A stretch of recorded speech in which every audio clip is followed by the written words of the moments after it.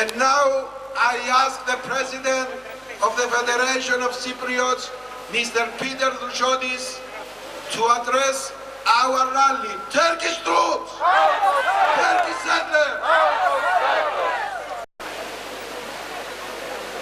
Αξιότιμη κυρία Υπουργέ Συγκοινωνιών και Έργων της Κυπριακής Δημοκρατίας, αγαπητοί κυρία και φίλοι Ερατό Κοζάκου Μαρκουλή, σας καλωσορίζουμε στο Λονδίνο.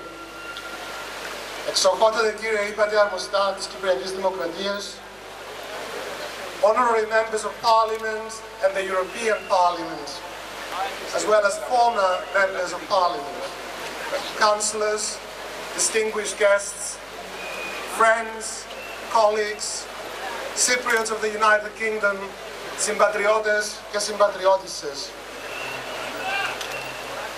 36 years is too long for Cyprus to be divided.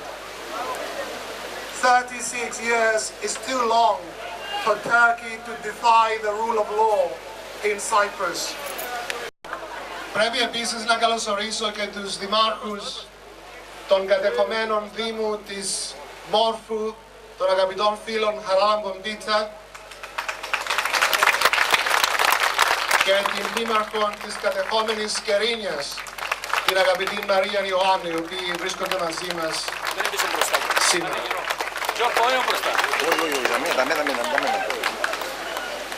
Συμπατριώτες και συμπατριώτισσες, 36 years is too long for Cyprus to be divided. 36 years is too long for Turkey to defy the rule of law in Cyprus. 36 years is too long for Europe to allow this injustice to remain on its own soil. 36 years is too long for people to be denied the truth about their loved ones. The Cypriot people still missing since Turkey invaded the island in July 1974. 36 years is too long for Turkey to deny the Cypriot people, citizens of a united Europe, that it wants to join their human rights. 36 years is too long. But it is not too long for us to remember, for we have long memories, and today we are here to remember. To remember those who gave their lives defending democracy against the reckless fascist coup that gave Turkey the pretext to invade the island. To remember those who sacrificed their lives fighting for liberty against the invaders. To remember the endless tragedy of the innocent victims and the families of those still missing. To remember the towns and villages occupied by Turkey since 1974. To remember Famagusta, Kapasha, Morfu, Kerinia, Lapithos and Garavas. To remember the deliberate desecration and destruction of churches and cemeteries in the areas occupied by the Turkish army. Mr. Erdogan aspires to give lessons, indeed issue certificates in good behavior to Turkey's neighbors. But he conveniently forgets that his country occupies the territory of the Republic of Cyprus against every principle of international law and contrary to numerous resolutions of the United Nations. Well, Mr. Erdogan, you may forget, but we remember.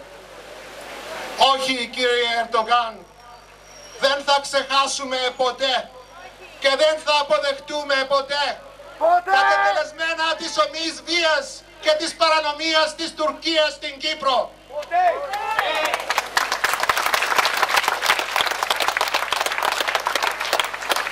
Mr. Erdogan, hear and remember this. Cyprus belongs to the Cypriot people, and it is the Cypriot people not the Turkish army, who should and will decide the island's future. Statesmen are made by the courageous decisions that they make, not by words uttered for impression. And big powers are respected by virtue of the principles that they espouse and propagate, not by the fear that they instill in others through the naked use of force. So we say to Turkey and to its government today, you have a choice. Abide by the rule of law, end the military occupation of the northern part of Cyprus, and now the continuing unjust division of the island, which you maintain by force of arms. Respect human rights and fundamental freedoms in Cyprus, and you can aspire to join the family of respectable and respected nations. Continue to occupy and suppress the Cypriot people, and you will forever remain outside the mainstream, outside the European Union, no matter how powerful and important you may be. Cyprus is a small island without the power and the resources at Turkey's disposal, but it will not be bullied. It has justice on its side. It relies on the dignity, the courage and the pride of the Cypriot people. It draws strength from the democratic values that we celebrate in this square today. And we Cypriots, wherever we may be, have a dream that cannot be so easily extinguished by the passage of time. The dream that has brought us all here today. The dream of a united, peaceful and independent Cyprus in which all Cypriots can live together, free and in harmony.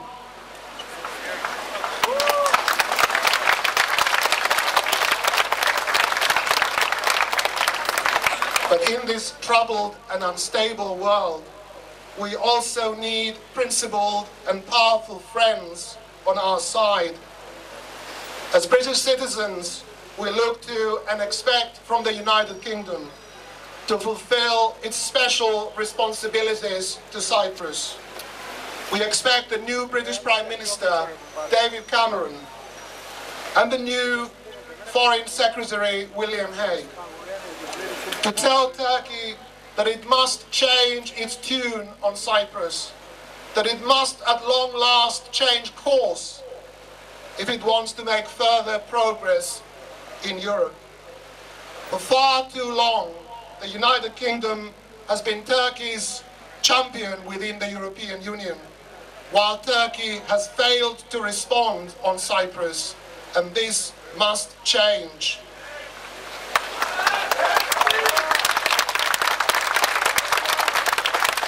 Turkey's unacceptable behavior in Cyprus must not be rewarded.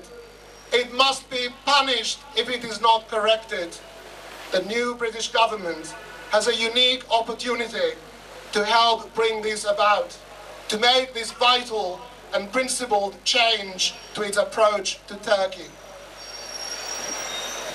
My friends, we shall not rest, for we owe it to those honored dead, for we owe it to the missing. We owe it to the occupied towns and villages of Cyprus, the desecrated churches and cemeteries. We owe it to Cyprus, the land of our grandfathers, the land of our ancestors, to continue this honorable struggle until the day dawns when Cyprus is free, single and united once again. Zito η Κύπρος! Ζήτω η αγαπημένη μας Κύπρος! Ζήτω μια επανενωμένη, ανεξάρτητη και ελεύθερη Κύπρος!